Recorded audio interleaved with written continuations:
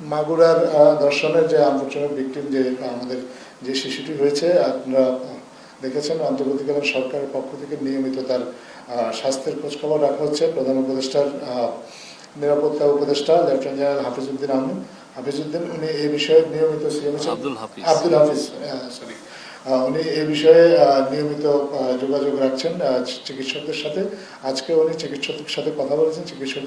চিকিৎসকরা ওনাকে জানিয়েছেন যে শিশুটির শারীরিক অবস্থা খুব সামান্য উন্নতি হয়েছে, কমান লেভেল 3-এ ছিল, আজকে সেটা 5-এ উন্নতি হয়েছে এবং সকালে শিশুটি প্রথমবার মতো হাসপাতালে ভর্তি হওয়ার পর চোখের পাতা নেড়েছেন এবং তবে শ্বাসরোধের চেষ্টার কারণে তার মস্তিষ্কে অক্সিজেন সরবরাহ বিঘ্নিত হয়েছিল এবং মস্তিষ্কে পানি জমে গিয়েছিল, যেটা এখনো অপসারণ করা সম্ভব হয়নি। তার বুকের মধ্যে যে বাতাসটা জমেছিল সেটা দূর করা গেছে এবং চিকিৎসকরা আশাবাদী হয়তো তার স্বাস্থ্যের অবস্থা আর একটু উন্নতি হবে 2-1 দিনের মধ্যে।